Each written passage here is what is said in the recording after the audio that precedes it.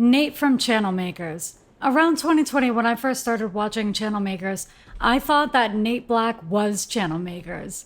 The same way as when I started to watch Heat, I thought that Ryan was Heat. Whenever you end up putting a host on your show, basically a face for your brand, that face becomes your brand.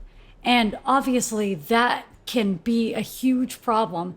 After a while, when there's a mix-up about who owns your brand, it becomes more about like, what is your brand and why don't you stand behind your own brand? Everybody knows that Nate Black left Channel Makers and started his own channel just called Nate Black.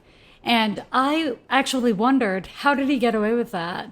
It seems like a huge conflict of interest.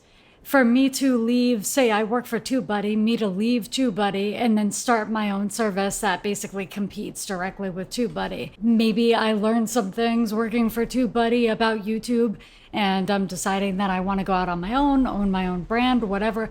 Just seems like a big conflict of interest. If you keep up with the news, you can see that non-competes are a little iffy. They might be getting rid of them because for a lot of people in a lot of different industries, non-competes aren't really fair.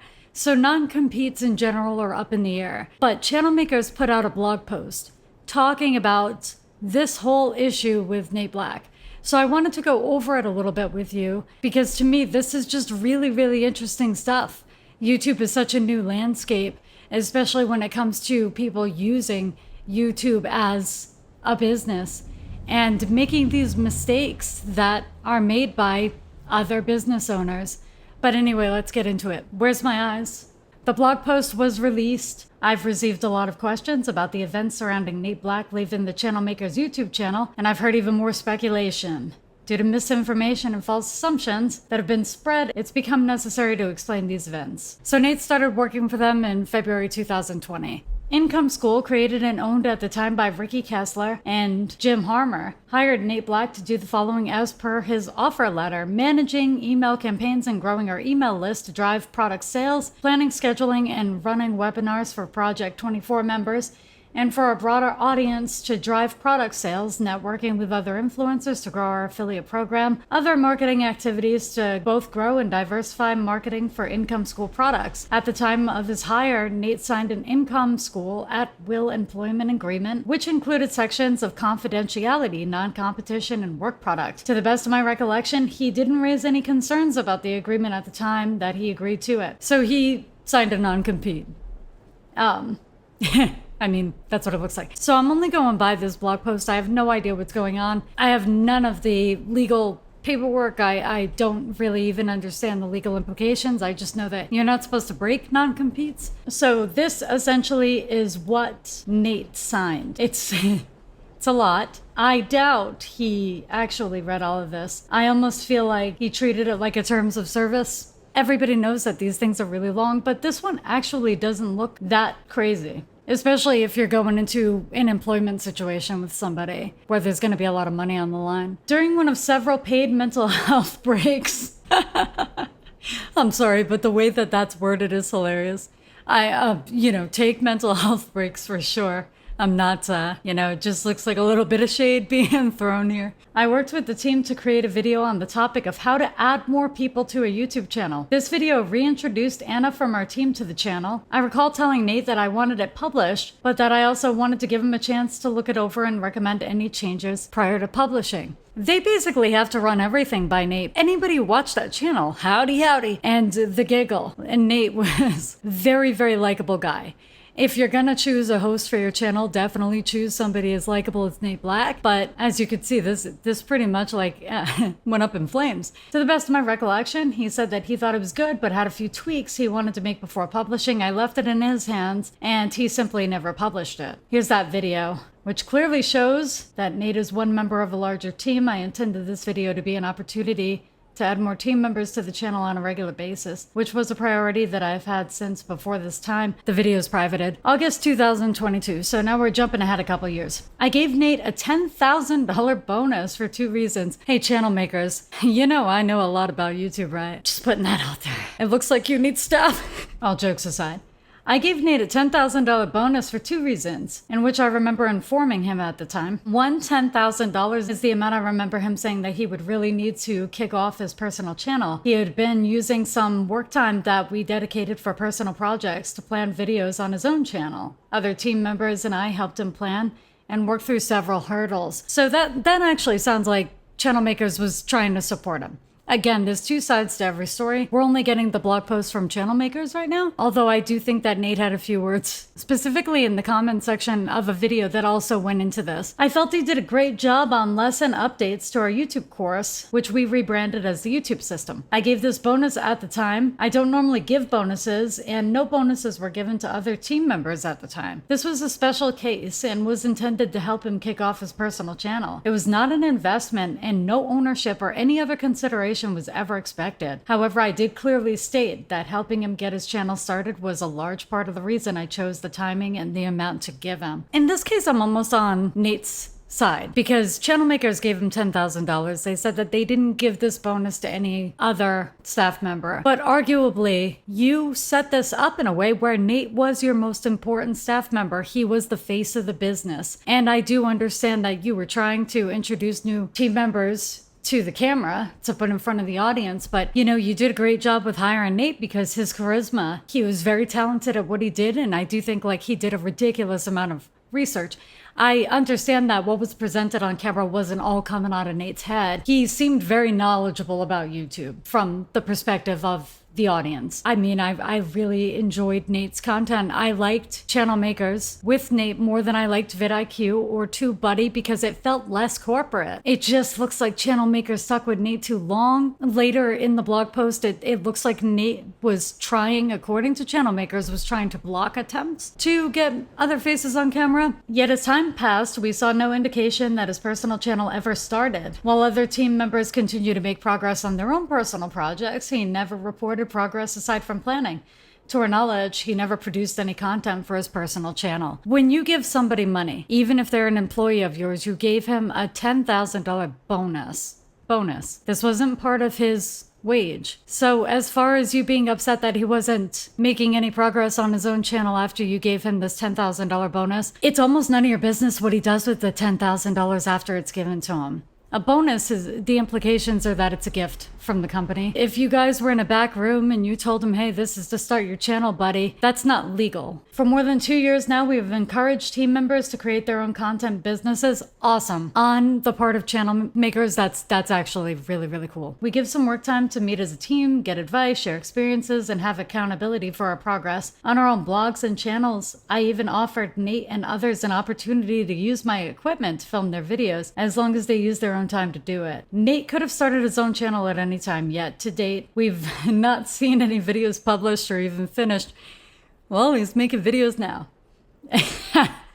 October 2022. Nate and I attended the Vid Summit conference together. We discussed many strategies for channel makers and income school during the conference, and I remember telling him that I felt like we had a great strategy and the right tools now to introduce more of the team on channel makers and expand the brand beyond him. Again, I'm not in these rooms having conversations with these people. The brand never should have been Nate. Robin Wesley never should have put Ryan as the face of Heat without introducing new team members. Both channels have fixed this. I want to be clear. Using one face as the business is confusing for the audience. How do you know, right? When Ryan was the main face of Heat, I thought that Ryan was Heat. I thought that Nate was Channel Makers, and you can say that I'm an ass for thinking something like that, how ridiculous, but I'm not the only one. A lot of people do associate the face of the business with the business itself, and especially when it comes to YouTube videos. Obviously, if I see a doctor's picture on a hospital, I don't assume that the doctor owns the hospital, but when it comes to YouTube, that's generally the assumption because creators usually are on their own. This isn't until very recently, maybe last 5 years, this whole ass corporations running these YouTube channels, but when you're the size of Channel Makers or even Heat, having a face to the business, what if I came along and offered Ryan Triple to be the face of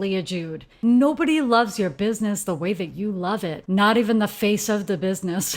And that's just facts. That's why I love that channel makers were encouraging their staff to start side projects. I think that that's important. I don't think that you should ever fully rely on your 9 to 5 to do anything ever. Tomorrow, You could be laid off, you could be fired, you could break your neck, anything could freaking happen. The company could go under.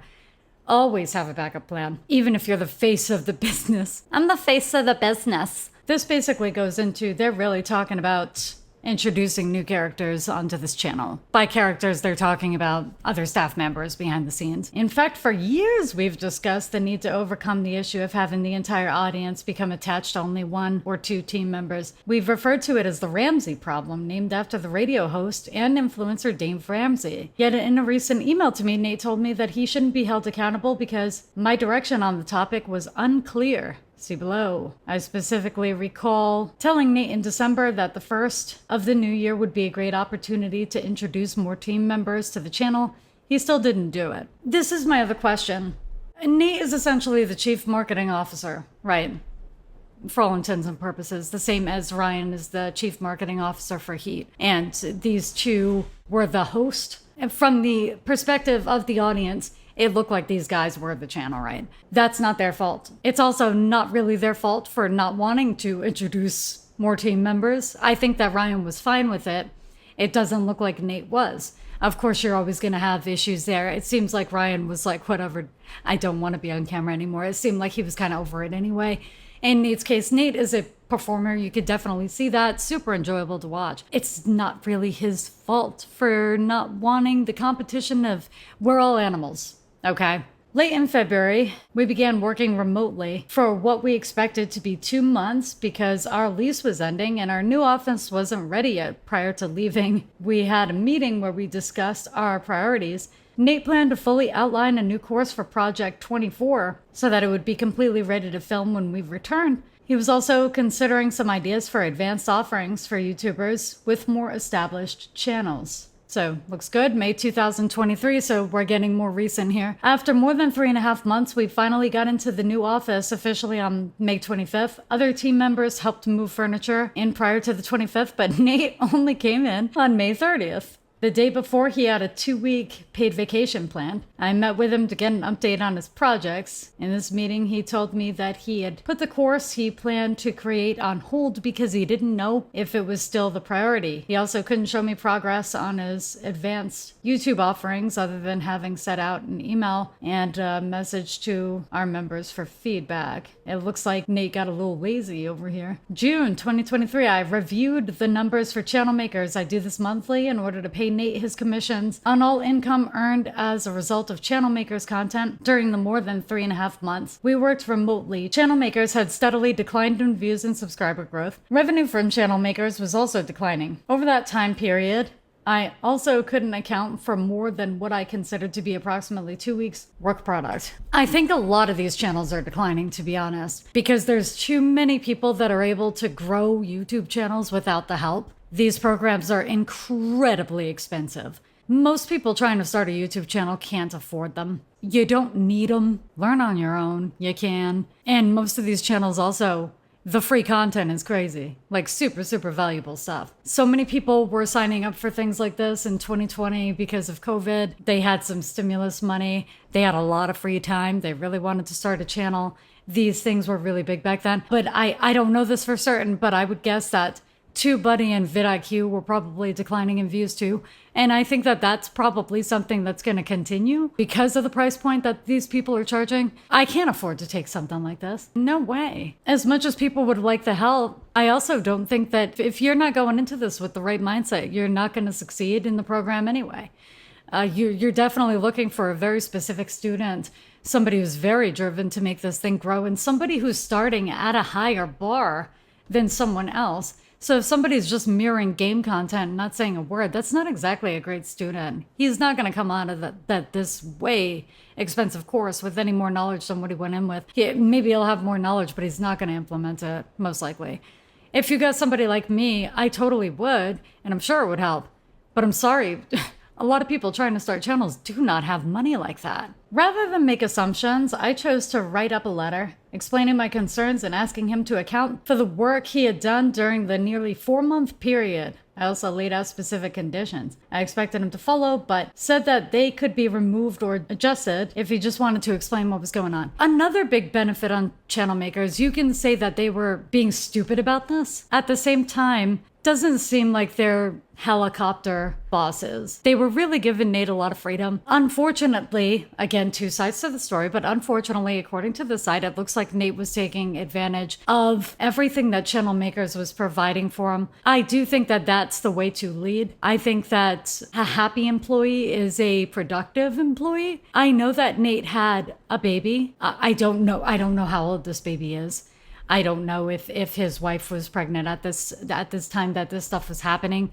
I have no idea, but I know that probably could have played into this a bit. That's none of my business, but I know that a lot of things, especially for a creative, can really stunt your ability to create, especially if you're starting your own business on the side. So, but good for Channel Makers. It doesn't look like they were strangleholding him. They were really trying to support his side projects and things like that. On June 19th, my first day back after both my and Nate's vacations had ended, Nate and I had a meeting in the afternoon. When it came to discuss the letter, I asked him for his thoughts. His first words were, "What the hell?" He told me that he wasn't coasting, but still didn't tell me what else he had been working on during his 3.5 months of remote work. I recall telling him about concerns from other team members that despite my directions, he had told them that he didn't think it mattered if they ever appeared on camera.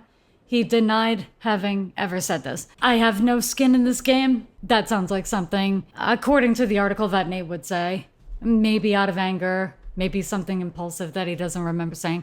I say stuff that I regret all the time. Sometimes I don't even remember saying it. So that doesn't seem that unbelievable to me. Whenever you have somebody as charismatic and creative as Nate, generally, those people tend to have tempers, mood swings, things like that. Whenever we're dealing with creatives, a lot of times the same things that make you magnificent in one area, funny or charming or charismatic, can make you a beast in other areas. For sure. It wouldn't surprise me if Nate was coming to the end of his rope a little bit over here. By the end of the meeting, he told me that he wanted to begin a transition away from income school. I said nothing during the meeting about him leaving the company. This was the first time it came up. I told him I would be supportive and that we could work out a time frame and a plan for transition. The following morning on June 20th, we met and he told me he would give me up to the end of the month and that he didn't want to film any more videos except a video introducing the team and saying goodbye to the YouTube audience and Project 24 members. We gathered the team and planned these videos together. I gave Nate license to create his own video saying goodbye. He assisted in the planning of the video introducing the rest of the team. We also came up with a list of tasks that needed to be done to hand his work off to other team members. He finished up and chose to leave that same week on Friday, giving us less than 4 work days and 2 videos to complete the full transition on YouTube. Oh, that's a little rough. Again, kudos on giving your staff freedom, but it almost seems like you weren't putting your foot down with Nate. All people tend to take advantage of leniency to a certain degree. I do think that leniency is important because, again, if you have a happy employee, you're going to have a productive employee. However, if there's just no accountability and you're really not putting down your foot, like, at no point during this article does it say that he was ever threatened to be kicked off of Channel Makers. Not to say you should be running around threatening to take away everybody's freaking livelihood. That's not good. If you were this concerned and he was doing this terrible of a job and it just didn't seem like that much of a payout anymore, and it just doesn't seem like you were doing all that much to stop him other than complaining, which bosses complain, you know, most of the time it's ignored. Unless it's an actual complaint. But for Nate, he may not have been hearing this stuff as the way that you're thinking that he was hearing it. He might have just been feeling nagged about the speed that he was producing this work, or the speed of which that he was able to introduce new staff members to your channel. But you're the channel owner, you should be figuring that stuff out. You know, you already know Nate's on his way out. And you're expecting him to figure out this rollout in this way that everybody's just going to embrace all of these other members. And we don't work that way. I'm saying that, but I do still like Channel Makers. I do actually still watch them. They still feel less corporate, way less corporate than TubeBuddy or Vidiq. Channel Makers has still got an excellent channel. I'm not saying any of this that Nate leaving absolutely killed the channel. Yes, they did suffer with views and things like that, but definitely there are still people out there that still enjoy the channel. And of course, all of the people that were introduced were charismatic and interesting. Channel Makers is in better shape now with less views than they were. Really depending on this one guy to really show off the brand. It's a healthier channel now, I think, much more balanced for sure. We threw him a goodbye party on his last day. Leading up to and during this party, multiple team members asked Nate about what he planned to do after leaving. He said he didn't have any concrete plans, only ideas at this point. He later told me in an in-person meeting that he didn't begin planning at all until after he had left income school.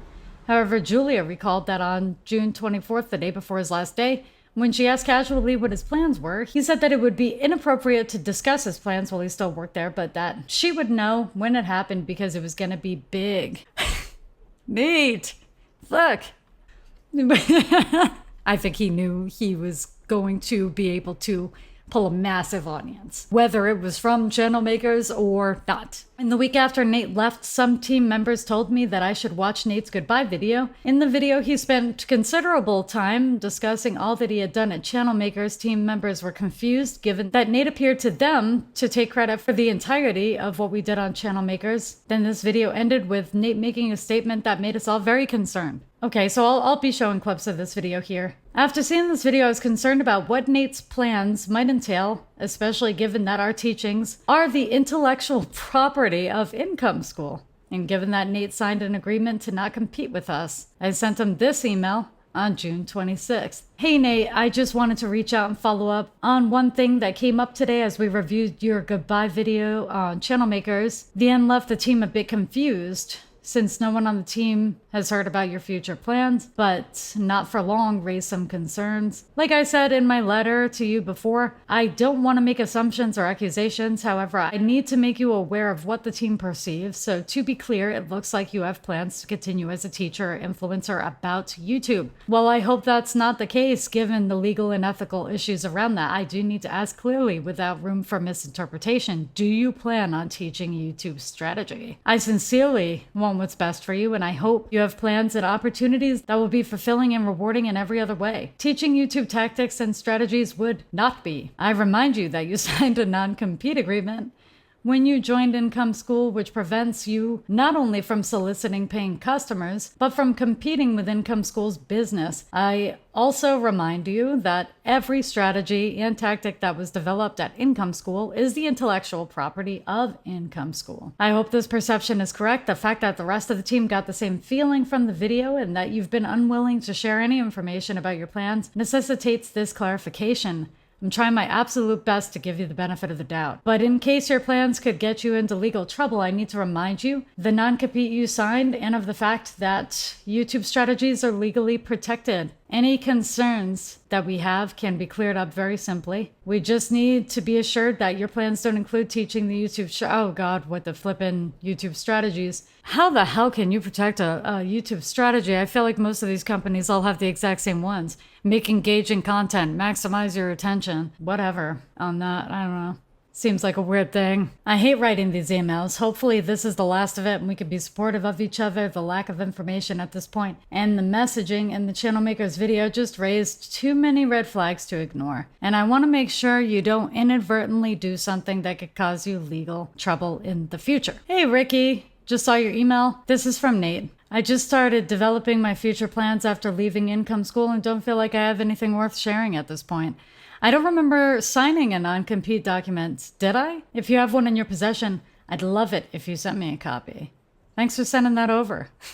Nate. You can't really pretend to forget signing a non-compete. I'm sure Ricky can provide that pretty easily. Nate, hey, you in the office right now? At this point, the conversation moved to text messages, where Nate asked if I was in the office and was available to meet. Okay, whatever with this.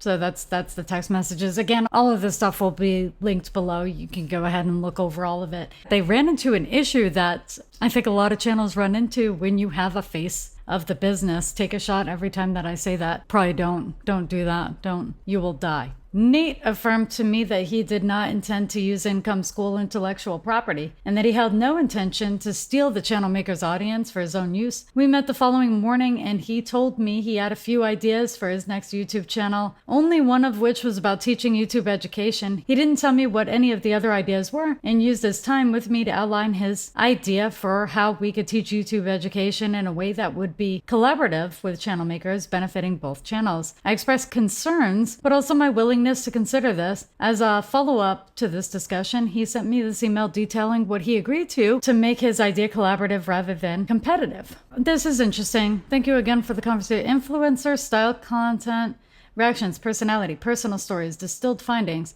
on broad topics.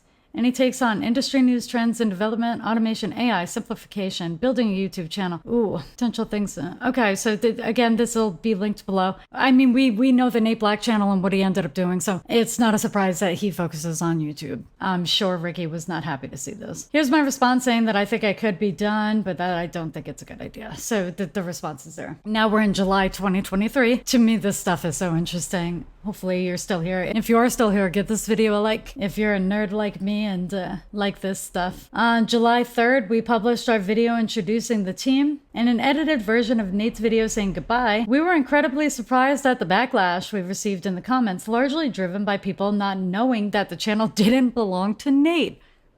Do you know how many people called me stupid for not knowing that Ryan was not Heat? If you're a viewer that is not obsessed with the behind the scenes of every single YouTube channel that you watch, and there's no clear specification at the very beginning of every single video, people are going to assume that the face of the channel, the host, is probably the business owner as well. I mean, come on, that's common sense. And when you run your business, calling somebody dumb for making assumptions about your shitty execution and planning, that's not the way to do it. Other negativity was driven by false assumptions about the nature of Nate's departure. Given the negativity, I emailed Nate, letting him know I had very serious concerns about him creating a channel teaching YouTube education. I sent it because I was sure it would lead people to follow him, which would be competitive, harming our business as a result of his choice to leave and subsequent creation of a similar channel. So Nate signed a non-compete. At the same time, Ricky, these were your own mistakes. This isn't really Nate's fault that he's more interesting to the audience. Not to say that Ricky's not interesting, but in this specific context with these specific people that were throwing all this backlash at channel makers, they liked Nate better. You know, you definitely want, if you're gonna have a host for your channel, you definitely want them to be charismatic and likable, but it went on too long. You can't really blame Nate for the fact that more members weren't introduced. Ultimately, that was your call, saying like he was dragging his feet, he wouldn't make it happen, and of course, it was in his job description, but you always could have stepped in. I feel like Nate's getting blamed for a lot of things that Ricky personally set up. The fact that it didn't work out for him and Nate did a very human thing of starting his own thing. You know, you can't really blame Nate for all of that. But I mean, as far as the legal aspects of the non-compete, what's going to happen to Nate, I don't know. I don't even want to speculate. Very ignorant about all of that stuff. I know that non-competes in general are pretty in the air. And there was some sketchy stuff about the non-compete, if I remember as well. So in the non-compete, I guess Nate couldn't practice business in Star, Idaho. He needed to be more than 150 miles away from Star, Idaho. That makes sense for brick and mortar businesses, but for a digital business, that makes absolutely no sense. This is an email from Ricky to Nate. As a follow-up to this, based on the responses we're seeing to that goodbye video, I'm not sure how you could teach YouTube without it negatively impacting channel makers, at least for the next several months. I don't want you getting into something that causes you trouble. Okay, Tony Soprano over here. I don't want you to get yourself into trouble.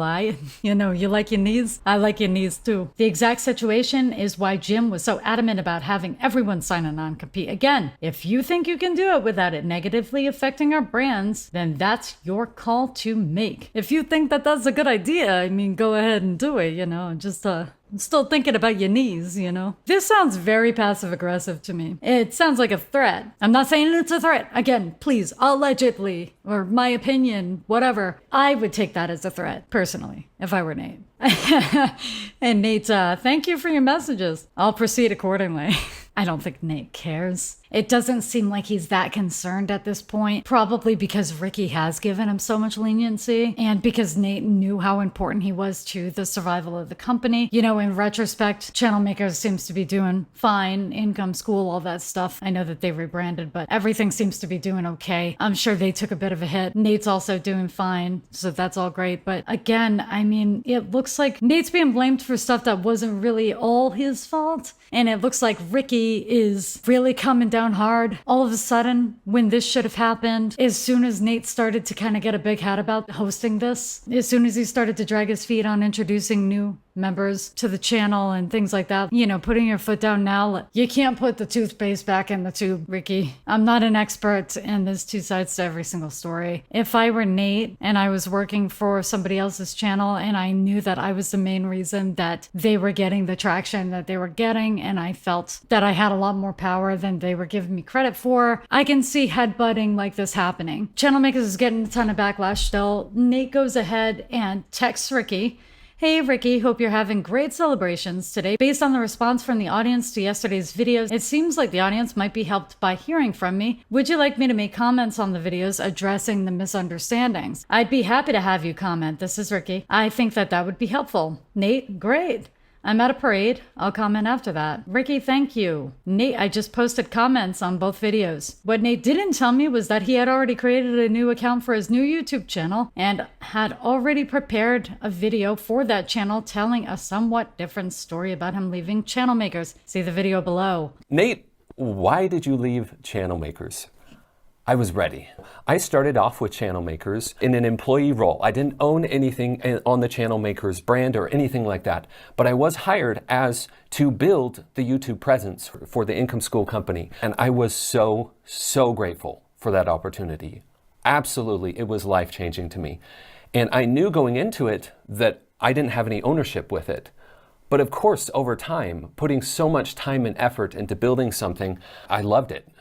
And I cared a lot about the audience there. To clarify again, another thing, there was a concern that maybe it was just the team producing it all along and I was just the actor or the face of it. That actually wasn't the case at all. From the very beginning, I did absolutely, undeniably most of the work on that channel. It was headed up by me early on. It was Anna and myself, but then it was primarily me heading up all of that. And that included the ideating, the planning, the researching, the producing, the editing, the thumbnails, the publishing. All of those things were done by me. His comments had the effect of directing thousands of people to his new channel immediately. This led to what we recognize to be incredibly and unnaturally rapid growth on his new channel. At the same time, his reframing of the story of leaving Channel Makers refuted his earlier claim in our video that the team had helped, instead portraying the channel, especially in the early days, as a product of his work alone. Again, I can't blame Nate for feeling like that. When you are a part of a team, you always tend to feel like you're pulling the most weight on that team. That's human behavior. You can't see what anybody else is doing. Sometimes you are pulling more weight, sometimes you're pulling less, sometimes you're pulling the least and you feel like you're pulling the most. In this case, Nate was pulling a ton of it by being the face of the business. Channel Makers almost seems to be trying to, or at least Ricky, almost seems to be trying to imply that Nate had nothing to do with the growth of Channel Makers, which is absolutely not true. Would Channel Makers have gotten as far as it got without Nate? I don't think so. Would it have been smarter to start Channel Makers without Nate, without any one person representing the entire brand? Absolutely. It's not going to be the best way to do it. It's not going to be the fastest way to do it, but it's going to be the most long-lasting, impactful way to do it. So Nate says this at the beginning of the video. I did absolutely, undeniably, most of the work on the channel. This claim is false, expressed his sentiments in a private email to me, which was corroborated with the statement. Nate had considerable mentoring. He had a video editor for almost all of the content on Channel Makers. From the very first video, our editors made almost all of the thumbnails on Channel Makers. We had many hours of meetings, watching videos from our channels and others, analyzing what worked and what didn't. We provided considerable training and ongoing guidance. We provided many specific ideas for videos and even sometimes did the research and testing for videos. He regularly asked for my counsel and guidance for specific videos and topics throughout the entirety of his work on channel makers. Ricky's probably telling the truth. But again, that's not the way Nate sees it. There's not only two sides to the story, there's two perspectives to every story. Just because you say I did most of the work, maybe even if that's an outright lie, it doesn't mean that that's not your particular truth. It doesn't mean that that's not what you believe. My former business partner, Tim Harmer, I still feel like Channel Makers is doing their best to take some stuff away from Nate, the things that Nate did do. I don't doubt that Nate had a ton of help. It was a very well put together channel. Every video seemed to be well thought out. Do I think that that was 100% Nate? No, obviously. It's almost like Ricky's trying to make it look like Nate had nothing to do with the success of Channel Makers again. And that they were the ones that were helping Nate. And definitely, for sure, they were providing help to Nate. But don't forget, Nate was helping you a lot too. Everybody was making more money because of Nate. So now he's just going through everything in the video. I'm going to be showing clips of the video where Nate said the things that bothered Ricky. So I'm going to be showing the timestamps again. Everything's going to be linked below. Go ahead and check this whole thing out. Very interesting stuff. So at this point, I'm going to be skipping ahead just a little bit. Nate lawyered up. I don't blame him because this was about to get really sticky. Hi, Rick. This is Redacted. I'm a lawyer in Boise. With Redacted, I represent Nathan Black. Nathan asked me to give you a call and follow up to the email message that he sent to you earlier today about his recent departure from employment with the Income School and moving on to something else. I'm not here to cause a dispute or to argue with you or anything like that. I find that in these situations, the parties are usually better off if they just let each other go their separate ways and depart in peace. But if you have some concerns with what Nathan is doing or intends to do, you're more than welcome to give me a call. I'm happy to talk through those to see if we can find some common ground. Nathan's aware of the terms of the non-compete that he signed and wants to honor those obligations, intends to honor those obligations as he understands and I understand them. So in any event, if you have questions or concerns, feel free to reach out to me. I'll see if we can get everyone to a place where they're more or less happy with the outcome and what's going on in my office. Number is Redacted, and we'll go from there. Thanks very much. Bye. This is Ricky.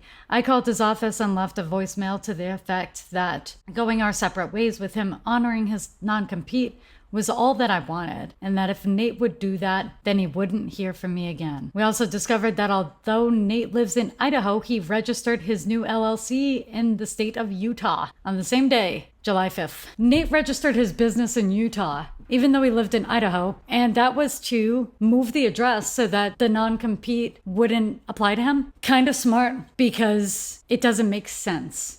Right. Obviously, Channel Makers has a physical office in Idaho. However, the non-compete only addressed the location of this physical office. It didn't address the fact that it's really, really difficult to get somebody in a digital environment to not practice 150 miles away from you. Here's my final response to Nate's attorney. So let's skip ahead to Ricky's final response to Nate's attorney.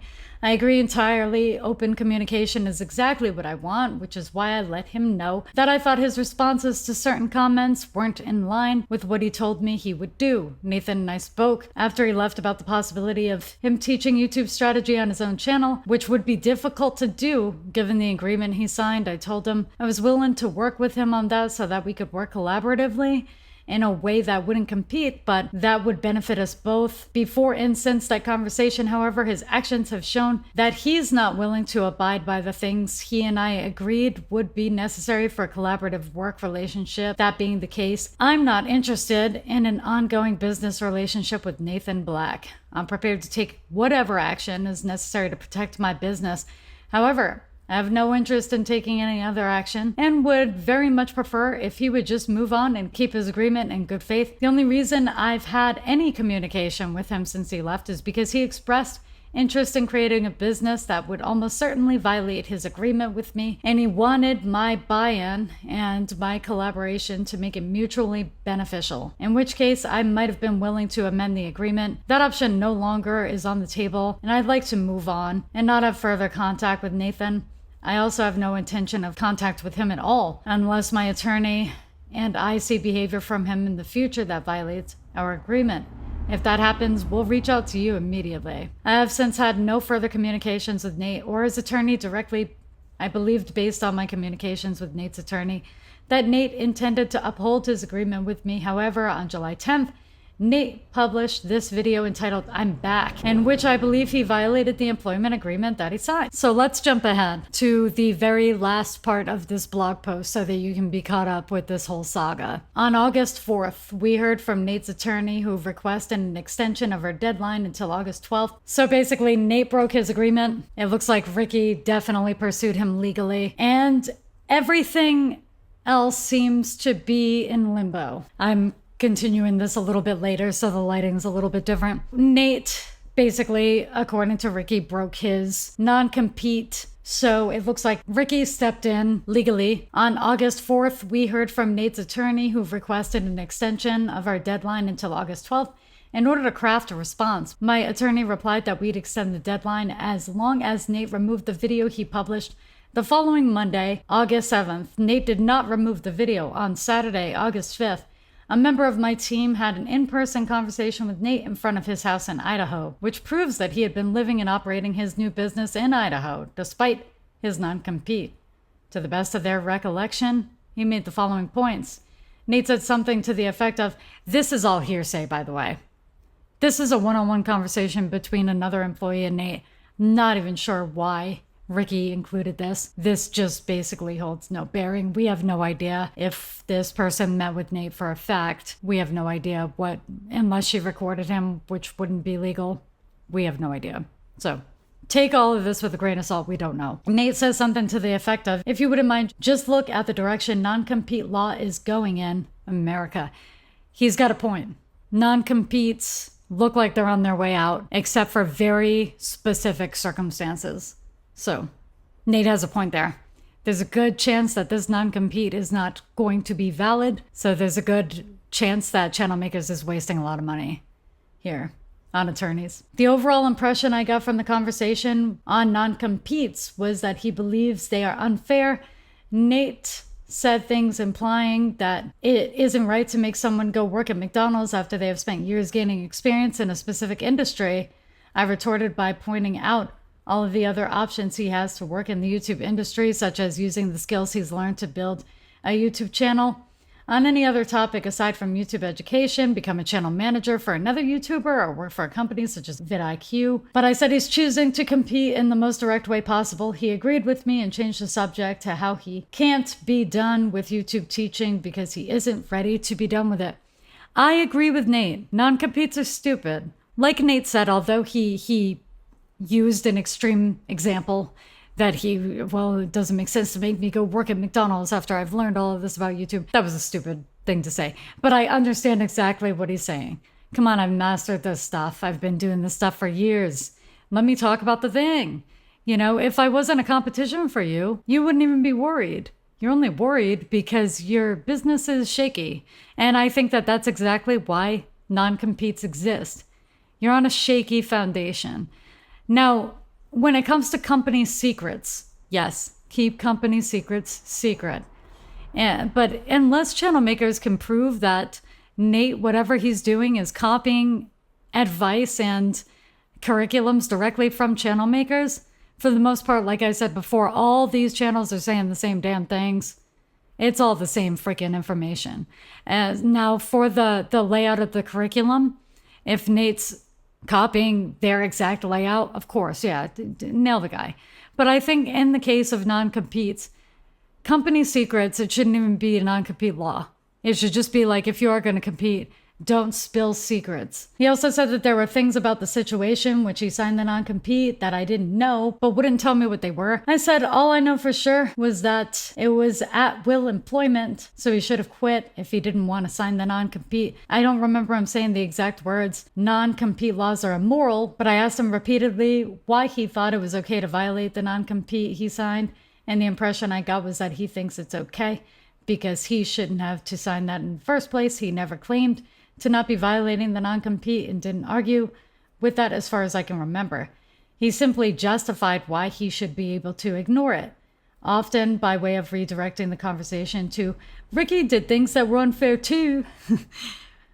When I asked for clarification on those things, he would tell me things I was already aware of, such as the letter Ricky sent, when I told him. It seemed to me that he was intentionally hiding the team from the channel maker's audience. Since I began working there over a year ago, despite knowing Ricky's wishes, he didn't argue. As he did on other points I made that he disagreed with, he became silent. This is the situation regarding Nate Black and channel makers up to this point. I don't understand why this employee went to Nate's house. That seems like it's stepping over the line a little bit. Maybe Nate was like, hey, come over, let's have some beer and talk about this. I don't know. To actually use this hearsay conversation between this employee and your ex-employee that they had in private one-on-one against him in your blog post, I don't really like that. If you're saying, I don't want to talk to this guy, I don't want anything to do with him ever again, you know what? The employees that want to stay at your company with you, you should keep them away from Nate too. Personally, you're going to get into some trouble. Just say that Nate got into one of their heads, or say that Nate threatened one of them. Say one of them threatened Nate. You're opening up a huge can of worms. I realize that you can't tell people where they can and can't go. You can't tell your employees that they can't be friends with an ex-employee, but this doesn't seem like a friendly conversation. It seemed like this person was going over there as a crash dummy for Ricky to get something out of Nate or to stop Nate from what he's doing. I don't know exactly the context for how any of this happened. I wasn't there. That's what it looks like. So what do you guys think? Obviously, there is a huge risk in starting a business and you not being the face of the company, knowing that you love the company more than anybody else ever will. God, I can finally not wear that. Not a nerd. But anyway, you know, as for the heat thing, when it comes to Ryan, Robin Wesley, the whole thing that happened when I commented on a lot of Ryan's past success with beat selling, which he didn't really have any, but he was pretending to be an expert on this channel. Should I have done more research before I said that? Yeah, I should have probably been aware that Ryan was not heat. But at the same time, when it comes to you building a business, the audience, their perception on you matters. I don't even think that Robin Wesley would have been aware of the problem unless I had made that video. I think it made him aware of how the audience saw the channel. There were plenty of people that thought that Ryan was heat. And there were plenty of people, it looks like thousands of people, thought that Nate was channel makers. Be very careful when you do things like that. Nobody will love your business the way that you love your business. Nobody is going to give a shit about the growth of your business more than you do. Be the face of your own business. If you don't want to, do what Heat and channel makers ultimately ended up doing. TubeBuddy as well and Vidiq. I'm seeing a lot of channels do it like this. Have multiple creators. That way the audience can pick one that they like and stick to them, or they don't like any of them, so they just leave. For some people, it creates like an incoherence. If you're the owner of the business, the backstage stuff should be run. You should get help with that stuff. But I think when it comes to presenting your business to the audience, nobody is going to present it with more vigor than you will. This is a big mistake I think that channel makers made. So anyway, let me know what you guys think. Maybe I'm totally like out of my league on this one, just totally confused. But thanks for watching. And if you made it to the end, whew, God, good for you.